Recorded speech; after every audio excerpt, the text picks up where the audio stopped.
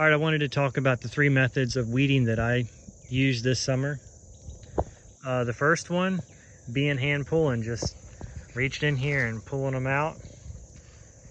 Obviously, that's something you have to do every day. You either have to come in with a hoe and hoe in between the rows or pull them out. That takes a little bit of time every day, and as the garden got bigger, I found that I had less time with it being 100+ degrees for a couple weeks in a row. We had thunderstorms in the evenings. It made it kind of difficult to get in here and weed.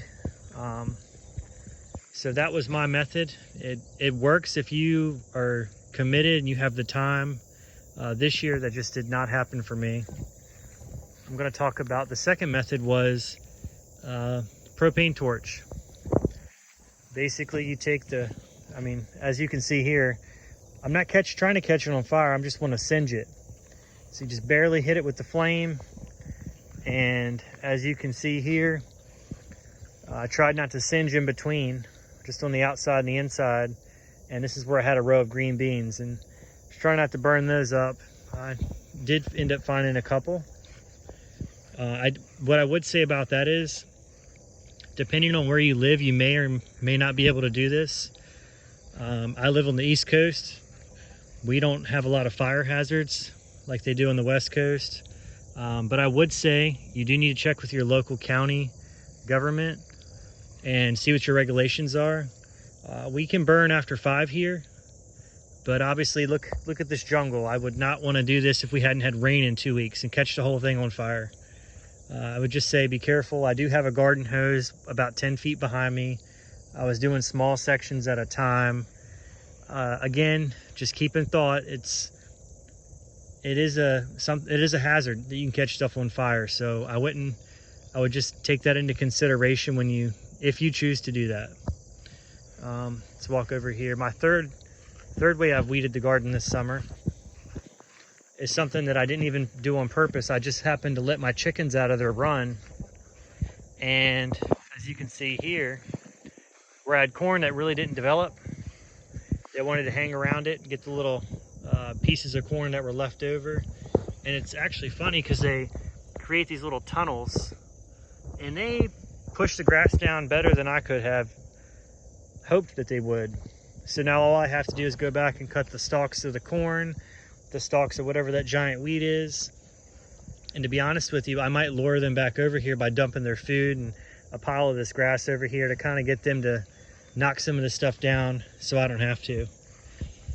So those were the 3 ways that I've weeded my garden this summer, or as you can see, not weeded my garden. It's still got plenty of weeds, but it's an ongoing process. I want to show y'all the ugly. I know everybody on social media wants to show you that it's all beautiful and nicely manicured. That's just not realistic. When you have a family, you have a job, this is the ugly. And to be honest with you, it's kind of beautiful because some mornings or some afternoons I'll come out here and these sunflowers here, you'll see hummingbirds. They'll be flying through there, hanging out in the sunflowers. Sometimes they'll be hanging out on this fence here, and it's kind of beautiful to see that. I'll see dragonflies, all kinds of different insects I'll see in this tall grass here. I mean, it's not what I want to see, but I try to see the beauty in it. You'll see praying mantis. You see the green horned worm, or the tobacco worm as it's called also. I have not yet seen any snakes in my garden. If I did, I wouldn't be mad at them. It looks like a jungle, and I'm sure there's plenty of stuff in there for them to eat that are probably helping me out. So yeah, those are the 3 things that I've done this summer. If you guys have any suggestions or any comments about weeding garden for the summer, let me know, because pretty soon here, this is all coming out anyway, and we're going to start planting for the fall. And we don't normally do a fall garden here, but I think this year we're going to make it our first and see what we can do out of it. So there's a hummingbird as I'm speaking about them now. Let's see if I can't zoom in. He's right there on that fence line, right there below that sunflower. I don't know if you can see him. Let's see if I can get closer.